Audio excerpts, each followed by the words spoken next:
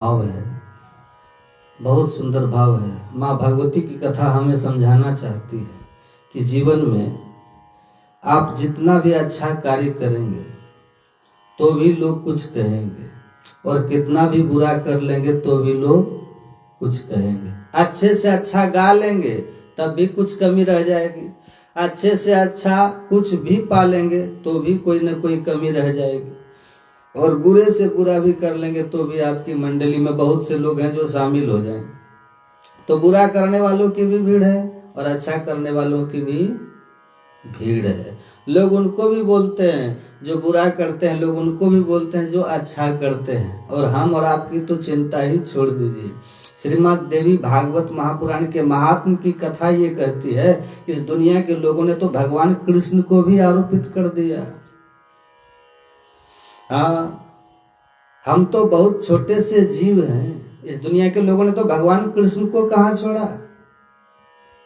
और ये महात्मा की कथा कुछ कहना चाहती है, जैसा कि कहा कि हर एक कथा, हर एक कहानी, हर एक दृष्टांत, हर एक भाव, हर एक शब्द, हर एक श्लोक, हर एक मंत्र कुछ न कुछ हमें देना चाहता है, किसी न किसी विधि विधान से समझाना चाहता है।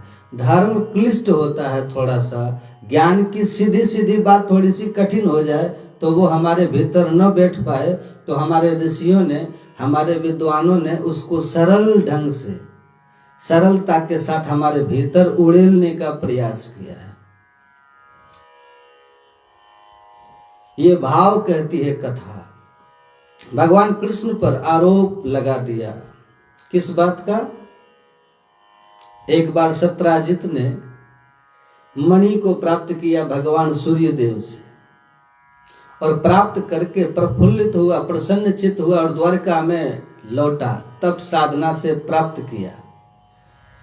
सबने सोचा कि साक्षात सूर्य भगवान ही तो प्रकट नहीं हो गए, पर भगवान कृष्ण कहते हैं नहीं, ये तो सत्राजित है।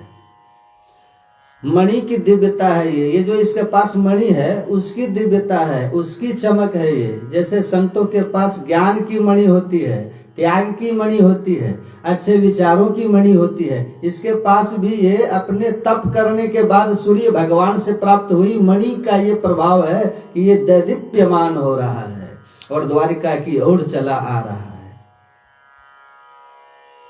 भगवान कृष्ण ने ऐसे ही जिज्ञासावश कह दिया कि ये मणि जो है वो व्यक्तिगत भोग के लिए ठीक नहीं है, ये तो सबके कल्याण के लिए हो तो अच्छी बात है। अपने भोग के लिए नहीं, सबके लिए हो तो अच्छी बात है। और कहते भी है ना, जो बटोरा जाता वो तो विषाद हो जाता है, और जो बांटा जाता वही प्रसाद हो जाता है। तो ये अपने लिए नहीं, सबके कल्याण के लिए इसको राजकोष में जमा करा दो, क्योंकि 8 बार सोना रोज इससे प्राप्त होगा। ये समाज की सेवा में लगेगा, धर्म के कार्य में लगेगा, तो क्यों न हो, ऐसा करो। सत्राजित ऐसे ही जिज्ञासा करी कि ये सब कल्याण के लिए इस मणि को दे दो। सत्राजित ने कहा कि मैंने प्राप्त किया, मैं क्यों दूं? भगवान शांत रहे। कुछ समय बाद हुआ ऐसा कि इसका भाई प्रसेनजित एक दिन मणि को गले में लटका करके शिकार खेलने चला गया। जब कुछ प्राप्त हो जाता है ना तो थोड़ा सा अहंकार भी आ जाता है, थोड़ी सी अकड़ आ जाती है, और यही दुख का कारण बन जाती है। याद रखना, कुछ प्राप्त होना बड़ी बात नहीं है, उस प्राप्त हुए को संभाल लेना बहुत बड़ी बात है। ये मणि प्राप्त हुई, और क्योंकि सब देखेंगे कि मेरे पास मणि है, तो इसका भाई लेकर के चला। शिकार खेलने जा रहा हूं, जबकि आवश्यकता नहीं थी, लेकिन शिकार खेलने के लिए भी वो मणि क्योंकि चमकती रहेगी, दुनिया देखेगी तो सही कि मणि हमारे पास है।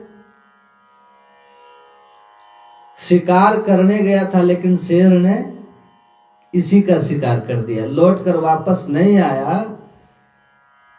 तो द्वारिका में ये खबर फैला दी सत्राजित ने कि मेरे भाई का कहीं पता नहीं लग पा रहा है।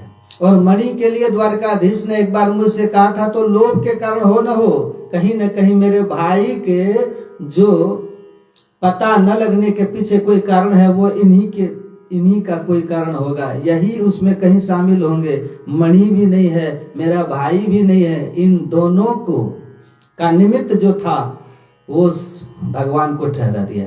आप चिंतन देखिए कि जिस द्वारका को भगवान श्री कृष्ण ने बसाया है, जहाँ के राजा श्री कृष्ण भगवान द्वारकाधीश जो सबका पालन करते, प्रजा को अपने प्राणों से प्रिय मानते हैं, सबके कल्याण की सोचते हैं, अपने से पहले सबके लिए सोचते हैं, उस प्रजा के मन में भी ये बात फैलने पर ये भाव आ गया कि कहीं द्वारकाधीश ने ऐसा तो नहीं किया है, ऐसा तो नहीं द्वारकाधीश ने ही मणि को रख लिया हो, इस प्रसेनजीत की कहीं हत्या तो नहीं करवा दी। द्वारकाधीश के बारे में ऐसा कोई चिंतन रख सकता है? यहां तक कि एक बार रुक्मणी जी ने भी कहा कि प्रभु क्या आपने मणि को प्राप्त किया है? मणि की आवश्यकता तो थी तो फिर कह देते। भगवान कहते हैं रुक्मणी कैसी बात करती हो। आरोप लगने लगा, समाज से बातें उठने लगी भगवान कृष्ण के बारे में कि मणि हो न हो कहीं न कहीं द्वारकाधीश के पास ही है। और एक बात याद रखना कि जो बात किसी की अच्छाई की होती हो ना तो सब मौन हो जाते हैं। देखना, यदि कहीं किसी की तारीफ हो रही हो, बड़ाई हो रही हो तो सब मौन हो जाते हैं। बात किसी की बड़ाई की हो तो सब मौन हो जाते हैं, लेकिन बात यदि किसी की बुराई की हो तो गूंगे भी बोल पड़ते हैं। कहीं कुछ बुरा हो तो बड़े आनंद लेते हैं ये कान, और कुछ कहो और थोड़ा सा और कुछ सुनाओ उनके बारे में, तो लोग जगह जगह ये बातें करने लगे। तो भगवान कृष्ण ने कहा कि वो कहते हैं सांच को आंच नहीं, अगर सत्य मेरे पास है तो सत्य की ताकत ऐसी होती है कि देर सबेर कहीं न कहीं सत्य प्रमाणित होता है। भगवान कृष्ण ने कुछ लोगों को लेकर के और वो आगे निकल गए और कहा कि जब तक मणि प्राप्त नहीं होती या फिर सत्राजित का भाई नहीं मिल जाता तब तक मैं लौट करके नहीं आऊंगा, मैं लेकर ही आऊंगा। और भगवान अपने आप को निष्कलंक और निष्पक्ष रखने के लिए आगे बढ़ गए और जंगलों की ओर चल दिए। चिंता हुई एक पिता को, वसुदेव जी को चिंता हुई मेरा पुत्र गया है। याद रखना, लोग बुराइयों पे, कमियों पे, अवगुणों पे जल्दी भरोसा कर लेंगे किसी की, और अच्छाइयों पे भरोसा नहीं करते। वो बहुत अच्छा व्यक्ति है ऐसा कई बार कहना पड़ता है, वो बहुत बुरा व्यक्ति है ऐसा कहना भी नहीं पड़ता, लोग अपने आप मान लेते हैं। ये हमारी कमियां हैं।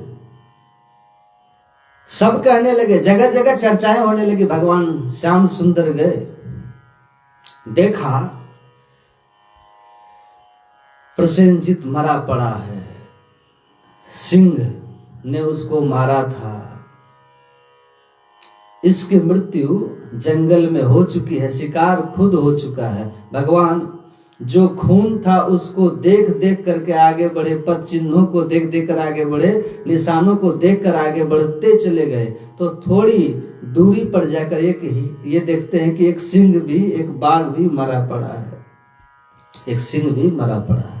भीतर एक गुफा जा रही है। भगवान ने सबको कहा द्वारिकावासियों तुम यहाँ ठहरो, और जब तक मैं बाहर नहीं आ जाता, मैं भीतर जा रहा हूं, तब तक तुम लौट करके मत जाना। मैं जितनी दिन भी बाद बाहर आऊं तुम यहीं मिलना, मैं भीतर जा रहा हूं, निश्चित रूप से कुछ न कुछ यहीं प्राप्त होगा। भगवान श्री कृष्ण भीतर गुफा में प्रवेश करते हैं। बाहर द्वारकावासी खड़े हैं। 1 दिन 2 दिन 3 दिन देखे, 12 दिन तक सारे द्वारकावासी खड़े रहे। भीतर वहां जामवंत जी, जिन्होंने सिंह को मारा था और मणि को प्राप्त कर लिया था, सूर्य देव से सत्राजित ने मणि प्राप्त की। इसका भाई प्रसेनजीत इस मणि को लेकर शिकार के लिए आ गया। सिंह ने इसको ही शिकार कर दिया। न जाने वो मणि में क्या देखना चाहता था। जाम्बवंत जी ने उस सिंह का शिकार किया और उस मणि को अपने बच्चों को दे दिया खेलने के लिए। भगवान गुफा में प्रवेश करते हैं और जाम्बवंत से युद्ध करते हैं। 12 दिन तक सब द्वारका वासियों ने देखा। उसके पश्चात सब चलने लगे।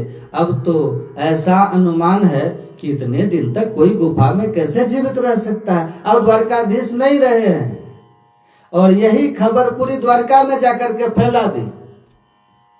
भगवान कहकर गए थे कि मैं जब तक बाहर नहीं आ जाता तब तक मत जाना, और ये तो कुछ दिन रुके और चल दिए। यहाँ भगवान का युद्ध तो 27 दिन तक हुआ, लेकिन ये तो 12 दिन में ये चले गए। और ये भी आप याद रखना कि सुख में आपके साथ बहुत लोग खड़े रहते हैं, लेकिन दुख में कुछ ही लोग होते हैं जो खड़े हो पाते हैं।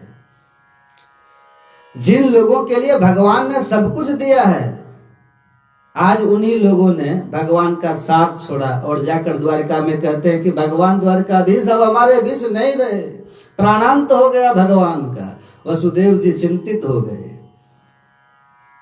एक पिता की चिंता बड़ी, माँ की चिंता बड़ी, क्या करें क्या करें। पुत्र के प्रति प्रेम और स्नेह उमड़ आया और चिंता मग्न थे। तभी नारद जी का आगमन हुआ और देवर्षि नारद जी की वीणा की तान सुनकर मन में थोड़ा सा आनंद तो हुआ, पर जो अपना दुख है वो नारद जी के सन्मुख कह दिया। मुझे पुत्र की चिंता है, द्वारकाधीश कृष्ण अभी तक लौटे नहीं है। और सारी स्थिति का परिचय कराया। भगवान श्री कृष्ण सकुशल वापस आएंगे, इसके लिए नारद जी कहते हैं, हे वसुदेव जी, आपको माँ भगवती की इस देवी भागवत महापुराण को श्रवण करना होगा। माँ भगवती को शक्ति की आराधना करनी होगी। भगवान स्वयं शक्तिमान है, भगवान स्वयं सामर्थ्यवान है। इस विश्वास को प्राप्त करने के लिए आपको शक्ति की आराधना करनी पड़ेगी। 9 दिनों तक निरंतर आपको इस आवाहन के साथ विराजमान होना पड़ेगा। भगवती की वाणी, भगवती की कथा और भगवती पर भरोसा करना होगा। और यहाँ पूरे मन से अपने पुत्र के सकुशल वापस आने के लिए आज वसुदेव जी नारद जी के सन्मुख बैठे और श्री नारद जी ने वहां पर देवी भागवत कथा को श्रवण कराया है वसुदेव जी। और वसुदेव जी ने पूरे प्रेम और भाव के साथ में इस कथा का श्रवण किया है। और ये निश्चित मान लें कि जो भी हम सबके मनोकामनाएं हैं वो माँ भगवती पूर्ण करती है। क्योंकि इस धरती पर रहते हैं हम, तो हम सबको कुछ न कुछ चाहिए होता है जीने के लिए। सबको कुछ न कुछ चाहिए जीने के लिए। तो जो भी चाहिए इस दुनिया में, हम सबको पदार्थ जो भी चाहिए, साधन, वो सब माँ भगवती प्राप्त कराती है। जो जिस भाव को लेकर बैठता है वो प्राप्त होता है। पुत्र सकुशल वापस आए, ये भाव वसुदेव जी का था। निश्चित रूप से कथा के विश्राम तक मन लगाकर कथा श्रवण की। और जब विश्राम हुआ, भोजन प्रसादी और ब्राह्मणों संतों के लिए भोजन दान इत्यादि का ही वितरण हो रहा था, तब तक वहाँ भगवान श्री कृष्ण जामवंत जी से युद्ध करके और वहाँ मणि को प्राप्त करके जामवंत जी ने पहचान लिया, ये तो मेरे रघुनाथ है और मैं इन्हीं से युद्ध कर रहा हूँ। तो जामवंत और मणि दोनों को, जामवंती और मणि दोनों को प्राप्त करके सकुशल भगवान द्वारकापुरी में वापस आ गए। बोलिए द्वारकाधीश भगवान की जय। भगवान श्री कृष्ण वापस आए हैं और हर्ष, आनंद, उल्लास और उमंग हुई है। ये माँ भगवती की कृपा से, उस करुणामयी ममतामयी माँ की कृपा से ये श्रीमद् देवी भागवत के महात्म की कथा हमें समझाना चाहती है कि हम और आप तो बहुत छोटे हैं। यहाँ भगवान कृष्ण पर भी आरोप लगा देते हैं लोग। इसलिए जो भी करो किसी दूसरे की प्रसन्नता के लिए मत करना, जो भी करो अपने आत्म संतुष्टि के लिए करना, अपने भीतर के आनंद के लिए करना। कथा भी सुनो तो किसी के दबाव में मत सुनना, अपने आनंद के लिए।